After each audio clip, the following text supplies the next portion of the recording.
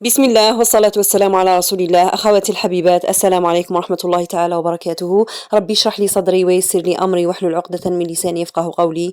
اليوم في وصفة من وصفات لمسات أم ياسين قدمت لكم باتيسري بطريقة رائعة وسهلة وسريعة. يشبه كثيرا باتيسري تاع المحلات، وكذلك مع سر من أسرار ذوق تاع الباتيسري تاع المحلات. بهذه المناسبة، مناسبة حلول شهر رجب المبارك، أهنئ كل الأمة الإسلامية قاطبة، وإن شاء الله نوفق في العبادات فيه، وكذلك في تحضير أنفسنا لشهر رمضان الكريم. هذه الوصفة كنت قدمت لكم وصفات كثيرة للباتيسري، أو وصفات متعددة للجينواز. إن شاء الله تكون هذه وصفة من الوصفات الجديدة، حبيت نشاركها معكم.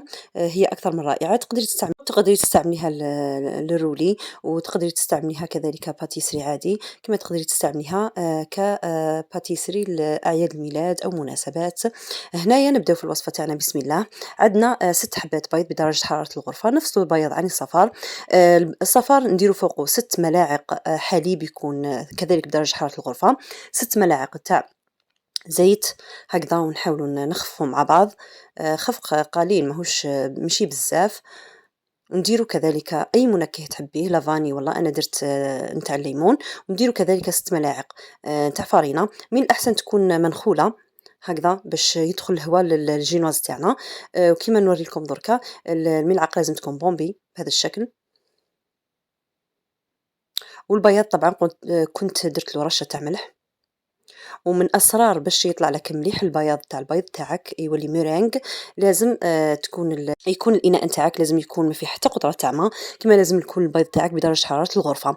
احنا كنا وجدنا الخليط الأول اللي هو صفار البيض والمكونات الأخرى، ودوكا نحاول نطلعوا البيض تاعنا، نطلعوه شوية بهذا الشكل، ونزيدوا 6 ملاعق تاع سكر عادي، سكر حبيبات، ونطلعوه حتى يولي لنا ميرينغ.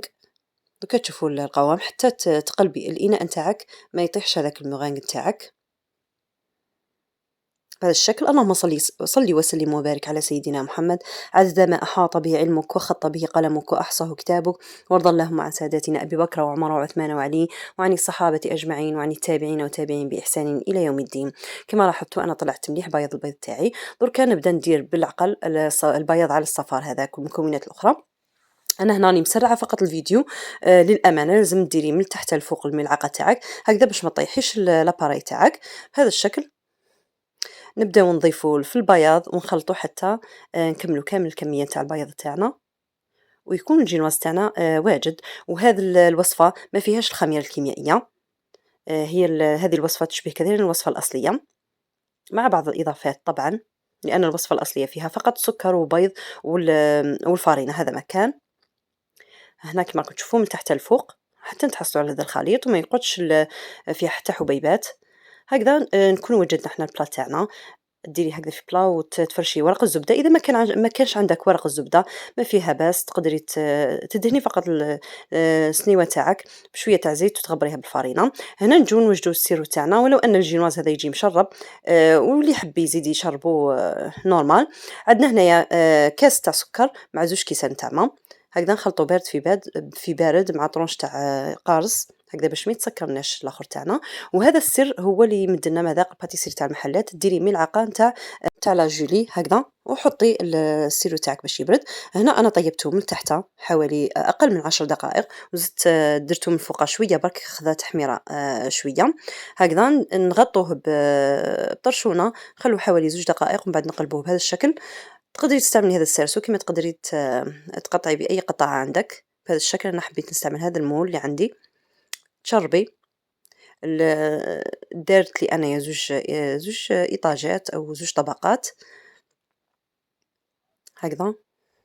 تشربيه وديري كمية نتاع لا شونتيي. كنت طلعت لنا لا شونتيي تاعي.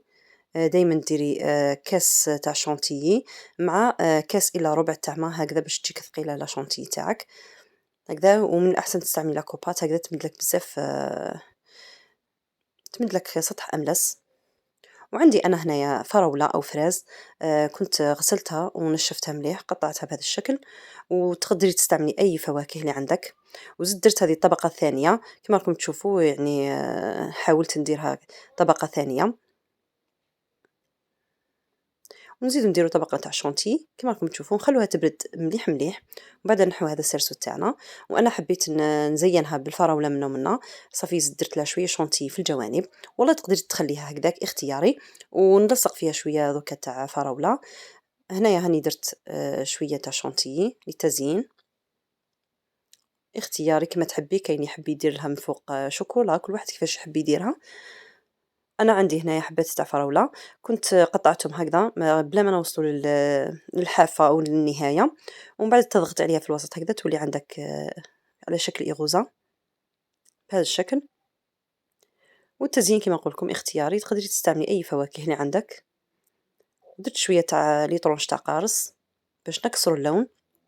هنا عندي أنا تاع رافاييلو بهذا الشكل شبحت بها. كيما نقول لكم دايما تزيين واش عندك في المطبخ تاعك ديري، ماكش مقيده واش راني ندير أنا. هكذا كنت قطعتهم رقاق بزاف هكذا باش ما يطيحوليش، تلصقيهم في الجوانب بهذا الشكل. ومن الأحسن الباتيسري تاعك تخليه يبات، أنا ما خليتوش يبات هكذا باش نشارك معكم ونكمل الوصفة. حوالي ساعة فقط درتها في الكونجيلاتور وجبتها وقطعتها معكم، ودرت شوية نتاع لاجولي من الفوق هكذا باش تكون الفراولة تاعنا أو القارص يكونوا يمدوا لنا هذيك اللمعة. والباتيسري تاعنا راه واجد.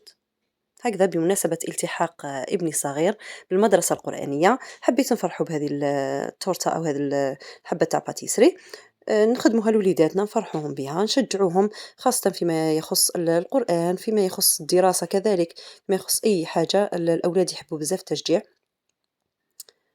وكنقطع معكم تشوفوا القوام تاعها جا ما شاء الله.